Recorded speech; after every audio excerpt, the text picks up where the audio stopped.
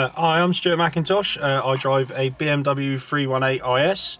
I'm just generally a car enthusiast in person. I mean, I've only had this car a couple of months. Before that, I had two Peugeot 106s, one being a standard XSI, one being a GTI. A brief description of the modifications I've done. I've got a welded diff, which helps slide when you're out or on the track drifting. I've put a straight through induction kit on the car on the basis that it just helps the airflow going into the car directly from the front of the car, so there's no heat coming in. I've had the car lowered on coilovers just to help the performance of handling and a few other bits and bobs, just make it easier to drive around really. I've got a hydro fitted into the car, which helps lock up the back wheels compared to the standard handbrake, and I've also had a different steering wheel fitted to make it closer to the person so it's easier for handling and makes the drive all around a bit more comfortable. The whole idea of modifying a car is to be unique and individual and have it how you personally want the car rather than what everyone else has got. The car itself actually runs at about 140 brake horsepower when it came out the factory. It was used in the original Touring Car Championship many years ago by BMW, being the IS version.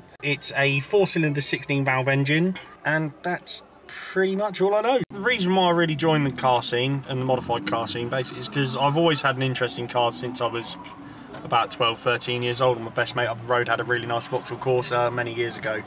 And yeah, I've always wanted to get involved in it, and I kind of see it like a second family. You know, you start to become really close with some people, and you get really friendly, and you end up going out, enjoying yourself, socialising, just having a good time really.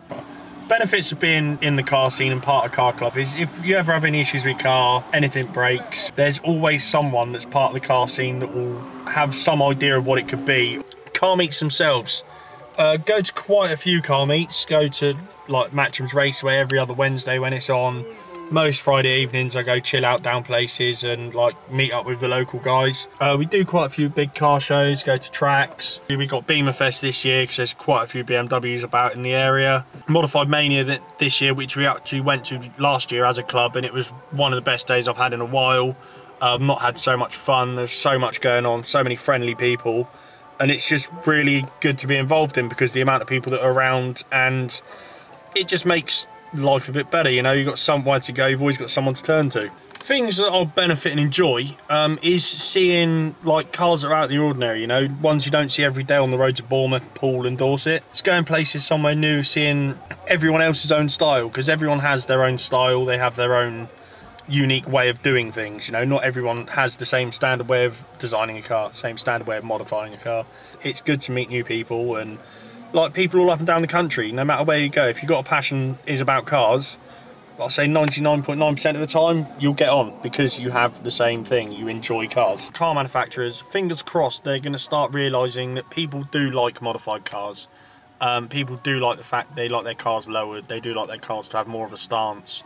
And to handle better, which kind of leads on to the negative side of things. All cars aren't everyone's taste. I've had two bright yellow 106s, and yeah, they weren't everyone's taste. Not everyone liked them, but yeah, again, it's all about being unique, being an individual, and doing things how you want them to be done. Stereotyping, yeah, I get it a fair bit, or used to get it a fair bit in my 106, because it used to stand out like a sore thumb. You can imagine a bright yellow car driving down the road compared to everyone's standard reds, blacks, greens and all that sort of thing.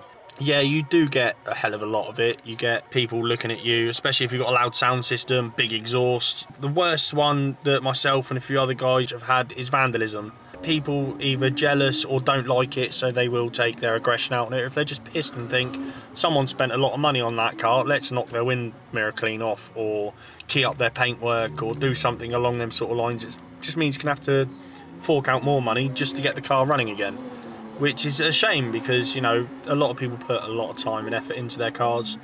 But, you know, when it comes down to it, people are childish like that. They think it's fun, they have their 2 minutes of fun. But one day will come when they've got a car and a youngster does it to theirs, and they'll feel the way that we feel when our cars get vandalised.